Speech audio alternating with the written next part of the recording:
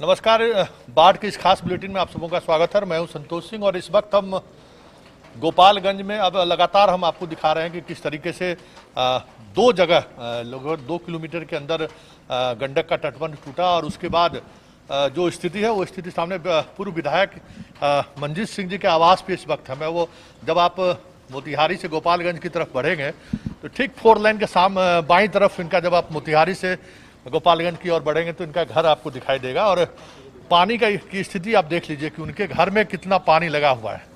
सहज आप अंदाजा कर सकते हैं कि फिलहाल जो दावे किए जा रहे थे, अलग अलग तरह की चीज़ें सामने आ रही थी फ्लड को लेकर कि सब कुछ ऑल इज वेल है। और क्या वेल है ये समझ सकते हैं कि 2001 में भी इतना पानी इस इलाके में, मतलब मंजीत सिंह जी के घर पे पानी नहीं चढ़ा था। 4 लाइन की ऊंचाई के लगभग बराबर इनका घर का ये।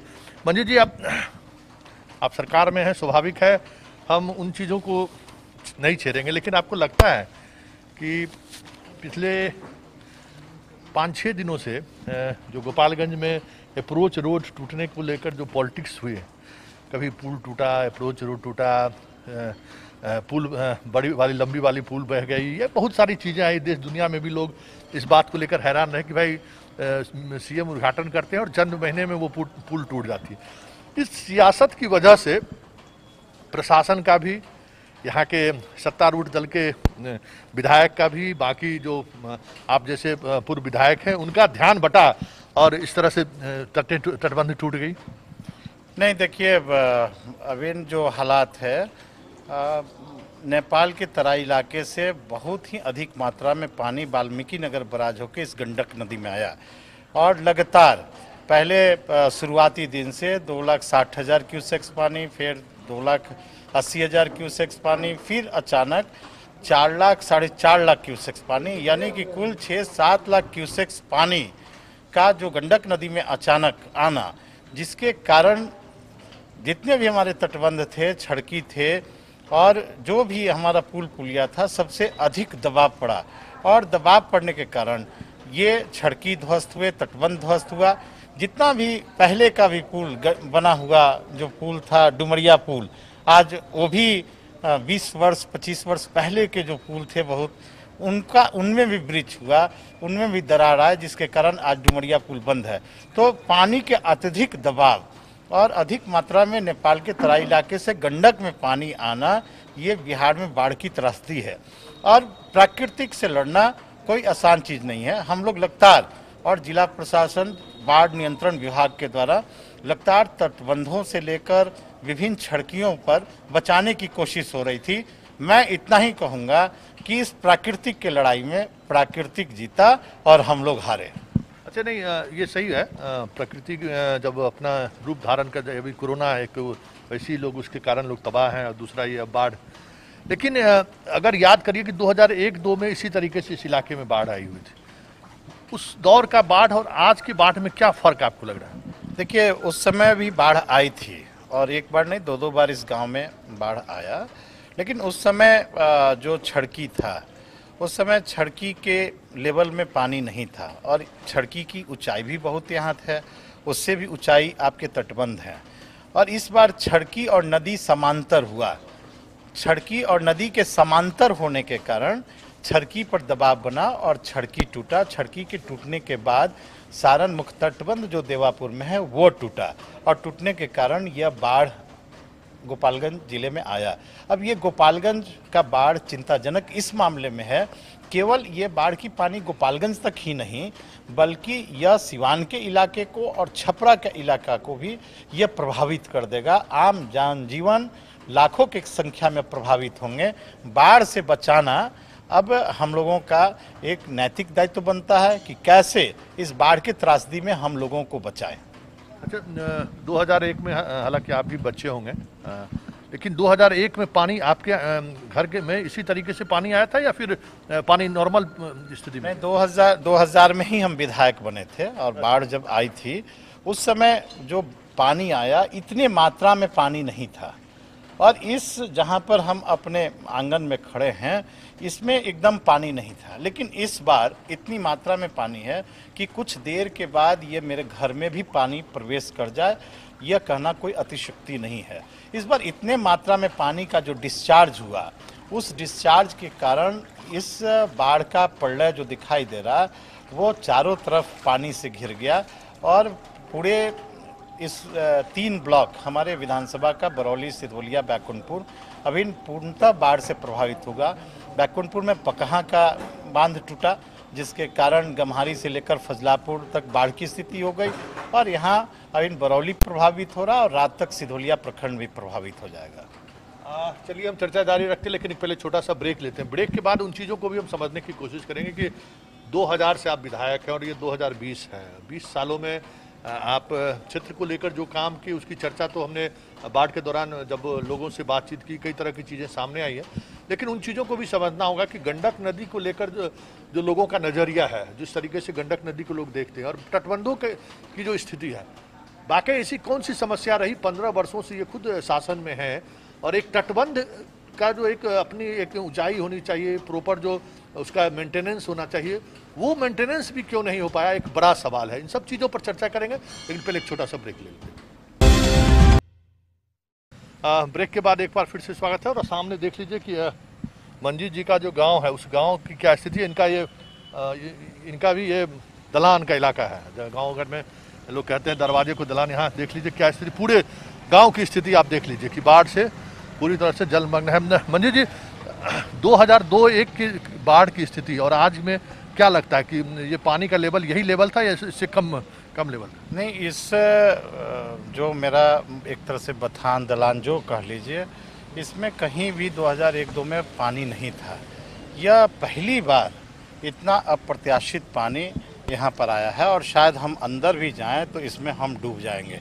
इतना अधिक मात्रा में पानी इस 17-18 वर्षों में पहली बार ये यहाँ पर आया है, जो आप अपने दर्शकों को दिखा रहे हैं। अच्छा, ये इसकी वजह 4 लेन बनना एक वजह है या क्या, आपको क्या लगता है क्या वजह क्या है इस वजह से ये पानी का? जो इसको अध्ययन करने की ज़रूरत है और अध्ययन इस मामले में करने की ज़रूरत है कि गंडक नदी अपने धारा को बदल रही है और विभिन्न जगहों पर नदी अपने धारा को बदल रही है, जिसके कारण विभिन्न जगहों पर जहां हम सोच भी नहीं सकते हैं वो धारा के चलते वहां की सड़की को नुकसान हो रहा है, वहां के तटबंधों को नुकसान हो रहा है। इसका विभाग को अध्ययन कराने की ज़रूरत है। आखिर क्यों इस गांव में जहां नदी 2 किलोमीटर दूर है और उतने दूर से धारा में कैसे परिवर्तन आया और परिवर्तन आके सड़की टूटा, फिर मुख्य तटबंध टूटे और बाढ़ की स्थिति उत्पन्न हो गई। विभाग के अधिकारियों से हम इस बात पर उनसे मांग करेंगे कि इस देवापुर में जो सड़की और तटबंध ये तीसरा बार है जो टूटा, इसमें अध्ययन कराने की ज़रूरत है और अध्ययन करके इसको भविष्य में फिर या तटबंध या सड़की ना टूटे इस दिशा में विभाग को काम करना चाहिए। अच्छा, देखिए आप नदी किनारे ही आपका जन्म भी हुआ, आपकी राजनीति भी इसी नदी को लेकर जो सियासत चल रही है उस सियासत को भी काफ़ी करीब से आपने महसूस किया होगा। तटबंध की ज़रूरतों को लेकर अलग अलग सवाल आते हैं, भाई इसकी ज़रूरत नहीं है, जिस तरीके से गाद बढ़ रहा है, नदियों में जलस्तर ऊंचा बढ़ रहा है, तटबंध की उपयोगिता को लेकर सवाल खड़े होते हैं। आपका क्या मानना है, व्यक्तिगत आपकी क्या राय है? नहीं, देखिए, ये पक्ष विपक्ष का सवाल नहीं है। अब इन बाढ़ से लोग प्रभावित हैं, बहुत ही बिहार के लिए और बिहार की जनता के लिए यह गंभीर समय है और सरकार के लिए भी चुनौती से है और इस चुनौती में हम लोग अभी जनता की सेवा में लगे हैं और बाढ़ से बचाने में लगे हैं। जहाँ तक सड़की और तटबंध का सवाल है, गांव को बचाने के लिए सड़की तटबंध का मजबूतीकरण, शुद्धिकरण और बहुत जगहों पर नए तटबंधों की बनाने की ज़रूरत है। और चूंकि नदी अपने धारा को बदल चुका है और जिसके कारण उस धार को अध्ययन करके विभाग नए सिरे से, क्योंकि ये तटबंध बहुत पुराने हैं, अंग्रेज के समय के बनाए गए हैं, और इसको नए सिरे से अध्ययन करके विभिन्न तटबंधों को कैसे हम लोग सुरक्षित करें, इस दिशा में विभाग को जो है पहल करना चाहिए। अच्छा, एक चीज़ और ऐसे लगे, जैसे हम तटबंध को देख रहे थे, रख रखाव को लेकर भी, और जो उत्तर बिहार में खास करके हम जिस इलाके से आते हैं, समस्तीपुर दरभंगा के इलाके में तटबंध की जो ऊंचाई देखने को मिलता है या फिर उसको कालीकरण किया गया है, ये सब चीज़ें हुई, लेकिन यहाँ तटबंध लगता है जैसे गांव का कोई सड़क हो, इस तरह से इस पर कभी काम होता हुआ दिखाई नहीं दिया। नहीं, ये सर जो आप अभी के समय में चूंकि रिवर साइड और आपके कंट्री साइड दोनों एक समतल हैं, इसलिए आप छड़की और तटबंधों की ऊंचाई को आप प्रिडिक्ट नहीं कर पा रहे हैं।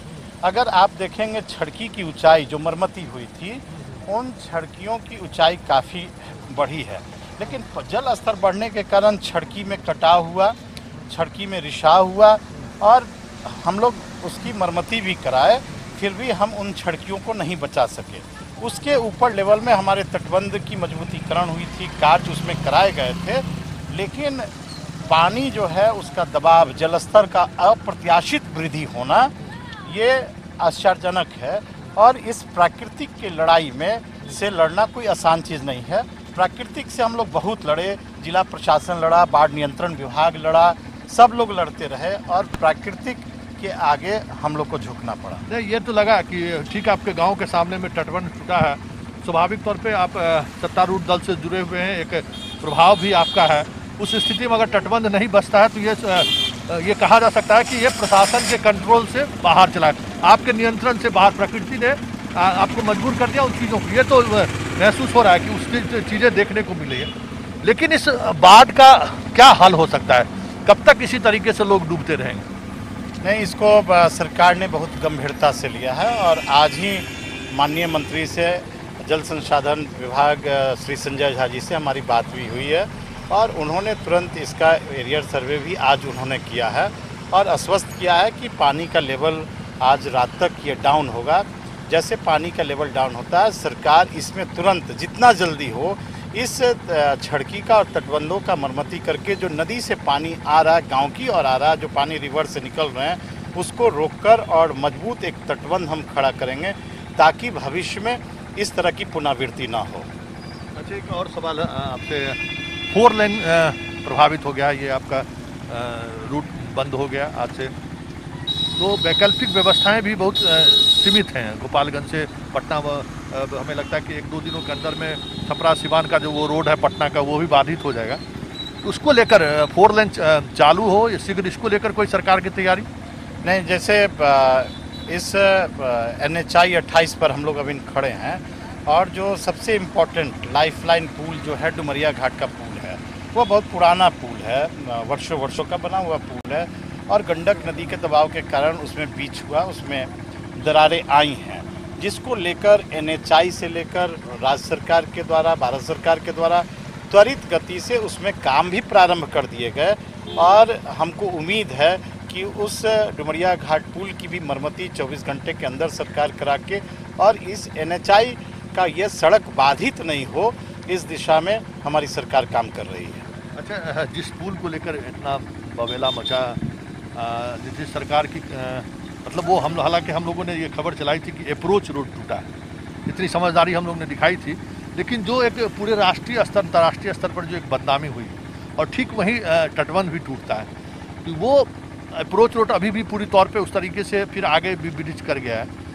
तो क्या आपको लगता है कि आने वाले समय में ये जो पुल के पास जो अप्रोच रोड बनाने का जो एक मैकेनिज्म है, मतलब जो तरीका रहा है, उस पर फिर से क्योंकि आप पानी के डिस्चार्ज लेवल को आप 20 साल पहले के लेवल से आप काम कर रहे हैं, लेवल के अनुसार उसको बढ़ा के और संख्या बढ़ाएं पुल का, इस पर भी काम होने की ज़रूरत है, ऐसा आपको लगता है? नहीं, इस पर सरकार गंभीर है और सरकार ने अध्ययन भी प्रारंभ कर दिया। तो वो उसका मुख्य कारण था जिस पर बहुत राजनीतिक सियासत भी हुई।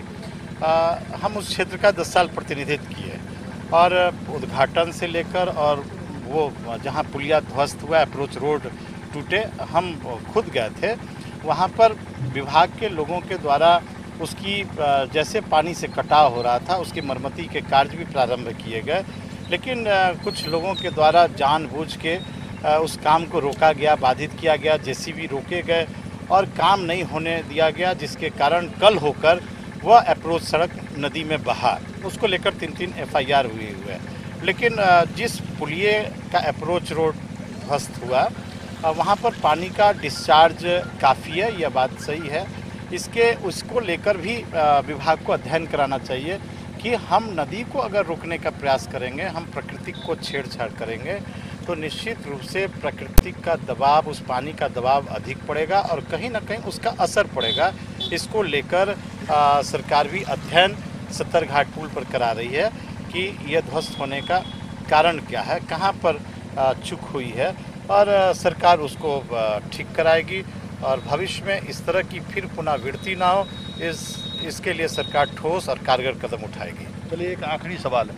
गोपालगंज को कई सड़कों से जोड़ने की कोशिश हुई, कई बड़े बड़े पुल करोड़ से राज्य सरकार अपने मद से भी खर्च किया स्टेट हाईवे के सहारे, जिसमें एक पुल का अप्रोच रोड भी टूटा।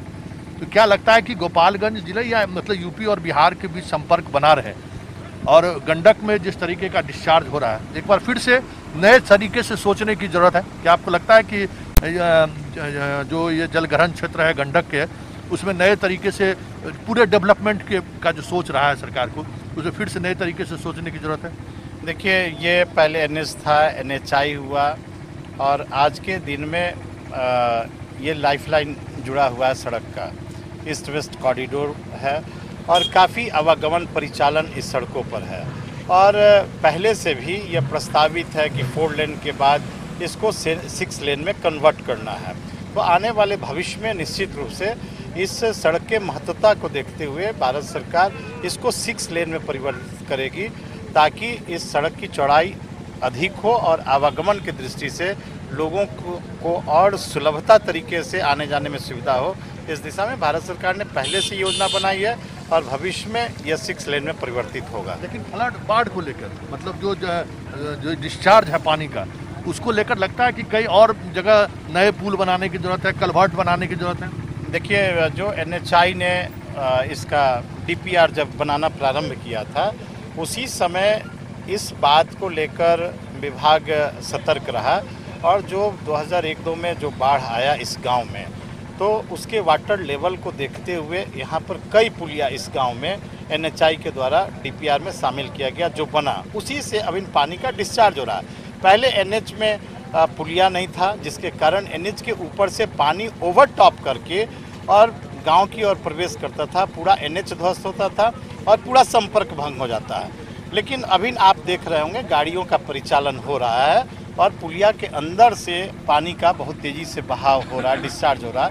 तो जो डीपीआर बनाए गए थे, जितनी पुलिया की ज़रूरत थी बाढ़ में पानी डिस्चार्ज होने के लिए, उसके मुताबिक जो बनाए गए उसमें एक विभाग ने सफलता प्राप्त की कि आज एनएच ध्वस्त हमारा नहीं हुआ, एनएच पर हमारा परिचालन ठीक है और अच्छे ढंगों से पानी का डिस्चार्ज हो रहा है, जिससे कि एनएचआई के सड़कों पर कहीं भी पानी का रिसाव नहीं है या सड़क नहीं टूटे, कहीं भी पुलिया ध्वस्त नहीं हुआ और परिचालन इस एनएचआई के सड़क पर चल हो रहा है। चलिए बहुत बहुत धन्यवाद। तो चलिए इस बाढ़ के खास कार्यक्रम को हम इस बुलेटिन को यहीं समाप्त करते हैं, लेकिन उन चीज़ों को समझने की ज़रूरत है कि आखिर लेवल क्यों बढ़ रहा है नदियों का। जो बार बार ये बातें सामने आती है कि जो किस तरीके से उन चीज़ों को ये देखना चाहिए कि जो गाद की बात आ रही थी कि गाद के कारण जो है परेशानी हो रही है, तो ये उन चीज़ों को एक बार फिर से नए तरीके से सोचने की ज़रूरत है, क्योंकि ये सवाल उठना लाजमी है कि जब 2001 से लेवल से ज़्यादा पानी, मतलब नदी के अंदर का जो जल ग्रहण करने की जो क्षमता है, वो क्षमता कहीं न कहीं प्रभावित हुआ है और उसका असर अभी देखने को मिल रहा है। लेकिन अब इन सब सवालों के बीच तत्काल राहत और बचाव कार्य की ज़रूरत सबसे ज़्यादा है, क्योंकि सामने पास उस दाहिनी तरफ जो गांव है, वो गांव पूरी तरह से डूब चुका है। ये देखिए राहत और बचाव का ठीक एनएचआई जो हम 4 लेन है, वहाँ पे बाढ़ राहत का जो शिविर कैंप है, वो कैंप चालू हो चुका है। ये सरकार के हालांकि बाढ़ को लेकर उनका एक अपना कह सकते हैं अनुभव भी रहा है। ये यहाँ पे एक कैंप शिविर बनाया गया है। मंजीत जी, ये इस शिविर के माध्यम से भोजन की व्यवस्था तत्काल, क्योंकि इसका तत्काल कोई भी आदमी घर से कुछ सामान लेके नहीं गए, तो क्या व्यवस्थाएं की गई?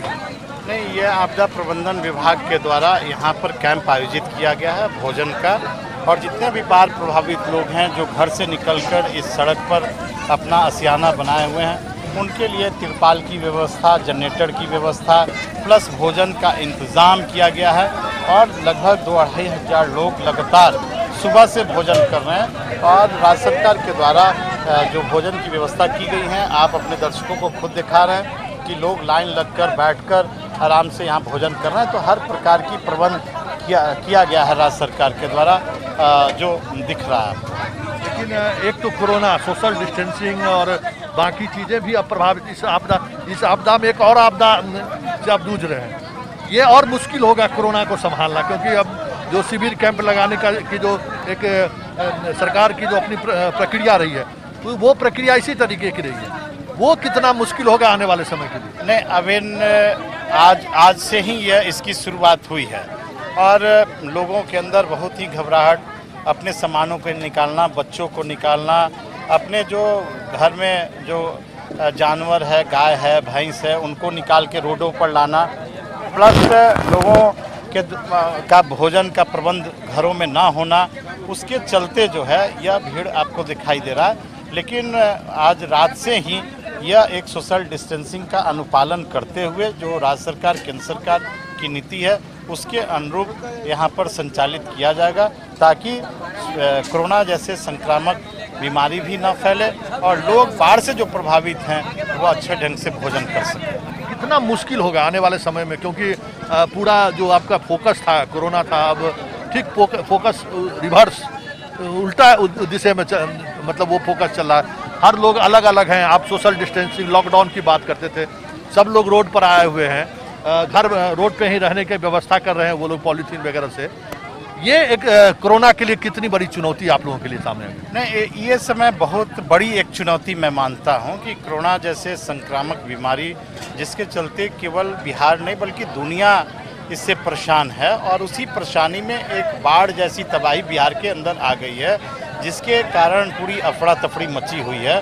तो ये चुनौती है, लेकिन इस चुनौतियों के बीच भी हम उसका सामना करेंगे, ताकि हम कोरोना से भी लड़ सकें और बाढ़ जैसे त्रासदी को भी हम आसानी से झेल सकें और लोगों तक हम राहत पहुंचा सकें। तो चलिए, इस खास बुलेटिन को अब हम यही समाप्त करते हैं और चीज़ों को समझिए, और जिस विचार को लेकर हम इस पूरी स्टोरी को हम समझना चाहते थे कि देखिए, बाढ़ का लेवल लगातार 2001, 2 या 4 का जो लेवल था, उस लेवल से ज़्यादा पानी आ रहा है।